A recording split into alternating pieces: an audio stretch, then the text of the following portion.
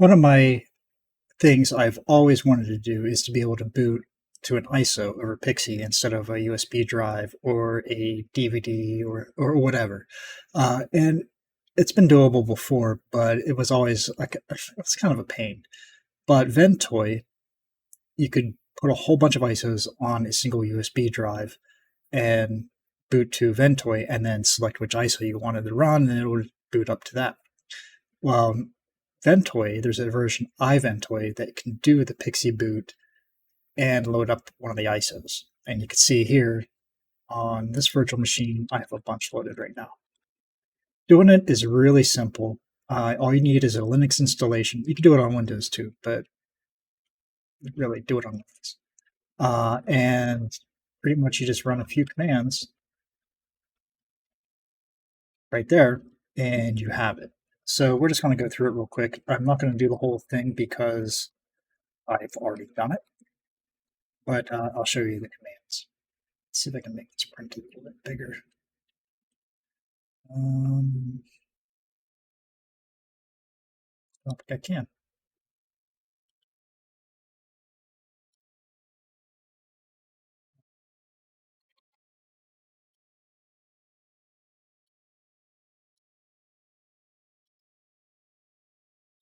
We'll do it a little bit bigger than that. Oops, bigger. I don't know if you saw that on the screen. It's pretty cool. Let's make that just a tiny bit bigger. Appearance. Do 20. Yeah, you can see that good now, right? Okay, so what we need to do is first we need to download iVentoy. And to do that, you just go to iVentoy.com, select downloads, go down to GitHub releases, find the release. In this case, we're doing Linux. Just right click, copy link. And then you go back to your SSH session and you do a wget and paste a link. And I already had it, so it named it 1, but just go ahead and get rid of that 1. All right, so we have it there. Now we just do a tar -zxvf. Z is for zip, X extract, V is for verbose, F is for file, and the file is iVentoy, like so. I'm not going to do it because I don't want to overwrite what I already have, but that's what you do. Okay, so you got that, and you cd to the new directory that was created, iVentoy version number. Just do a list, and you'll see an executable there, iventoy.sh. All you do is do sudo /iventoy start, and that'll start the service up. And then there's status, tells you if it's running or not. It is running, and you can do a stop. Do a status again, makes you it's not running, and then let's see, start. And once you start it, it'll tell you to open up your web browser to the IP address :26,000. And I have that right here. Let's just tell them I'm going to shut down the service. And when you go to the IP, it'll bring up this page. Now you'll see a green arrow here that's saying it's not actually running. The service is running, but this actual boot is not running, and that's fine. Now on the Linux server, you'll want to set a manual IP address. I assume you know how to do that. If not, well, it's pretty easy. Just look up in that plan. So this would be the server IP. And you want to come over here to configuration. And the timeout and everything here, it should be fine. You want to go down to DHCP server mode, and you want to select external. The only time you'd want to use internal is if you have this virtual machine segregated off of another network that's not your primary network. Most people have their internet routers as their DHCP server, and if you have 2 DHCP servers, there'll be a conflict and they'll fight, and things will just go weird. And sometimes it takes a while to find because you just don't know. It's not one of those, you just know there's a whole bunch of weird things happening, and unless you've experienced it before, you don't think that's what it is. So you want to set this to external. And this will be your router or whatever DHCP server you have. Okay, so select external. Boot mode GUI, you can set it to CLI, it looks fine, whatever. Boot resolution doesn't really matter in my case because I'm just going to be booting to virtual machines. But if you're doing it like on like on desktops and laptops and stuff, it can make a difference. 1020 by 1080 is pretty safe, but if you want to go so almost everything will work except for really old machines, do 720, 1280 by 720. And you can do a password here if you want to. This would be useful if you're doing this in a production environment. That way your end users don't boot to PXE and then do an image or boot to something they shouldn't be. This is where this would be nice. So yeah, that's the configuration. And then under image management, this will be all your ISO files. If you add some or remove some, just hit refresh and you'll see them in here. Okay. Right now I got server 22, Sergey's boot CD, Windows 10 installer, Tails, Ubuntu server installer, and Windows XP. Windows XP is just sort of one of those things I threw in there just to see if it'll work. It doesn't by default anyway. And also under the boot, nope. There's an option here somewhere. Oh, no, it's not here. Okay, the next thing you need to do is go get the boot file name. So you want to go back to the ventoy.com, iVentoy.com, under document, and go down under to third part DHCP server. They meant party, but whatever. Scroll down to external mode and find the file name. I use this one down here. It works. I just never changed it back to this one to see whatever. Yeah, so whatever. There's different options here. This one I believe is safe. It'll automatically choose the right one, but this is the one I used and it works just fine. Okay, so you got that. Now you need to set up your DHCP server. In my case, I'm using a Ubiquiti Edge Router X. And to do this, you need to go under config tree. It'll be different for your router. Well, unless you're using this one. So you want to use look up your settings for your DHCP server on your router and see where to add this. Not all routers have this. So if you really wanted this and your router doesn't have it, you'll want to get something like pfSense or something else to run your DHCP service on, and then disable your DHCP server on your router. I do not suggest doing that until you know exactly what you're doing. Or at least make good backups so you can restore configurations on your router. So that's a warning. And for the Edge Max, to make a backup, you just go down here to System on the bottom, scroll down and find Download Backup File. It's that easy. Okay, so let's get rid of that. So in my case, I would go under Service, DHCP Server, Shared Network Name. In this case, it's LAN, the VLAN 20, something different I was messing with. And then subnet, and then you select your subnet. And you'll have boot file name. This is where you want to put this iVentoy loader file name. Under boot server, you want to put the IP address of the iVentoy server. If you don't know what it is, you can go back to your SSH session and do IPA. And you'll see it right here under Ethernet. The 192.168.0.33, the /24 is the subnet. You don't need that in this case. The default route, the rest of this should be set automatically for you, most of it.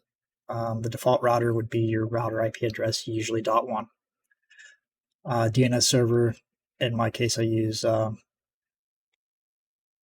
can't remember what 1.1.1.1 I think is Cloudflare. I think it's a Chinese one, but whatever. and then a Google DHCP or a DNS server. I got my own setup that I haven't switched to yet, but I'm going to eventually. And then TFTP server name, you also want to set that to .33. I don't remember if this is actually required, but if you don't have it in here and it doesn't work, put it in. It'll probably work. I can't remember. I'm pretty sure you do need it. So once you do that, you just, on this case, you just hit preview. And it's not going to come up with anything because I didn't make any changes, but it will come up and show you what changes it's going to make. And then you just hit the apply button if you want to give it a go. Okay, so that's it. We're done setting up. Now we just go back over to the iVentoy server web interface. Oh no, we need to copy files up. So you need to put the files into your iVentoy directory, and you'll see a directory in here called ISO. This is where you want to put all your files, right? Your ISO files. So to do that for me, if you can download them directly from the internet from here, just do a wget and then paste the URL to the ISO or whatever other option you want. But I already had them downloaded, so I used SCP to do it. SCP is Secure Connection Protocol, I think. Basically, it's SSH file transfer. So I use WinSCP to do that, and you just do a new connection.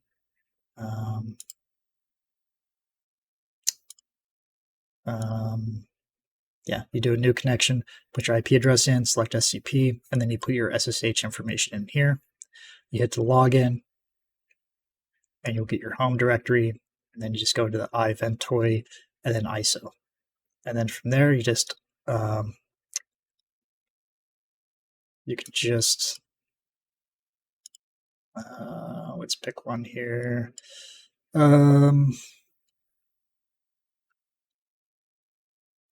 Android on there. Just drag and drop, and it'll upload it, and you're good as far as that goes. And then once you put something new in there, you go back to the image management. Wait for that to finish.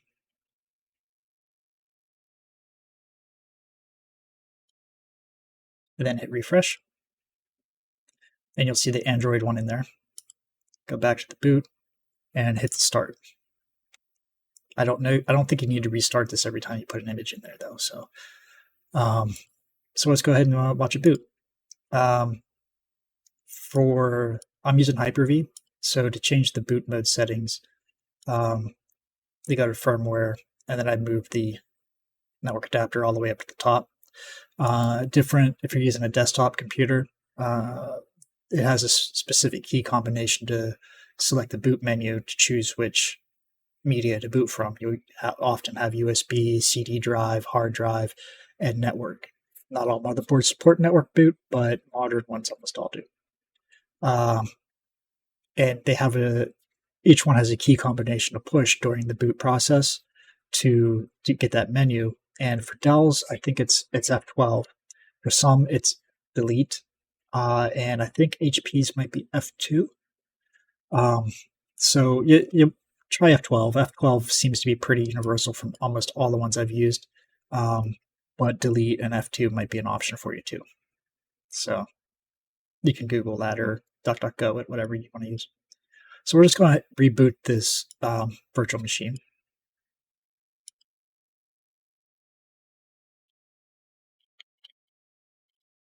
And it loads up the iVentoy. And now we have our boot menu here. Let's go ahead and open up Tails. I think this will work. I haven't tried it yet. I don't think it supports it. Yeah. So that one's not going to work with this current file. So it'll time out and take you back. We'll just go ahead and use this Windows Sergey boot CD. Or Sergey. I think that's how it's pronounced, right? If you don't know, Windows PE is something that's generally used for diagnostics and deployment. Sergey's is basically Hiren's, except for updated. And you can get this from majorgeeks.com. And when you find Sergey's boot CD at the bot, you download it, and then on that same page on Major Geeks, it'll give you the password for the RAR file. So you just put that in and then extract that ISO. I'm not sure why it's password protected, but I'm kind of glad it is. That way, just normal script kiddies that don't know to look for the password on that page don't just get this, because it's pretty powerful. It has a lot of utilities on it that, well, any person can get. Any IT person should have this, and I guarantee you, almost every security tester probably has one too that they would take to a computer, boot up to it, and then start stealing and changing passwords, because that's something you can do with this. We're just going to change the resolution here. Should probably update that.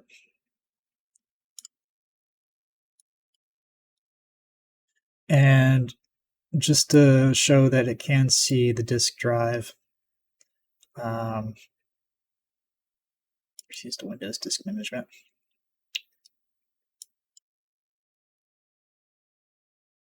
And it also has Opera on here too somewhere. Yeah. And other internet utilities. So if you do get a good network connection with the internet, you can open up a browser or whatever. And yeah, you can see the disk drive. This is my own cast server. So it sees the Linux partition just fine. And it's not opening up Opera very fast, so I'm not going to worry about it. Oh, there it goes. And you can see it takes you to the internet. You do whatever.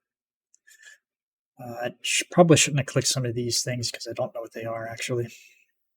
But yeah, so yeah, I know this is a video about iVentoy, but if you're an IT person, definitely get this boot CD. It's better than Hiren's, because it's basically because it's updated.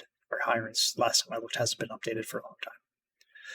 So yeah, that's it. Let's just do a reboot. Now we're just showing off. And you can customize the interfaces and such however you like. It's similar to Ventoy last I looked. We'll just I'll start a server 22 installer here.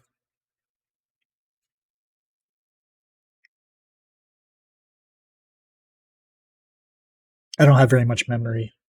Well, maybe I do. I don't know what I have assigned to this one. I guess I do have quite a bit of memory assigned to it. And yeah, it'll take you right to the installer, and you can do whatever. I'm not going to do it because I don't want to break this server. So yeah, that's it. iVentoy, awesome. I highly suggest it. I really do. If you need a PXE boot option, this is where you go. Now you can do stuff like Fog and Windows Deployment Services and Norton Ghost.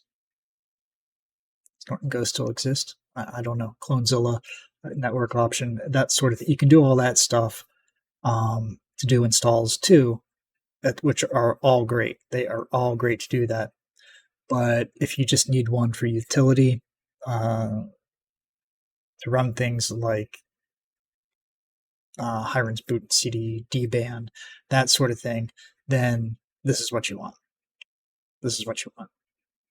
So yeah, if you need deployment services, this is probably not what you want. But if you just want PXE boot for other things, then this is good. I love it. It's great. Get it.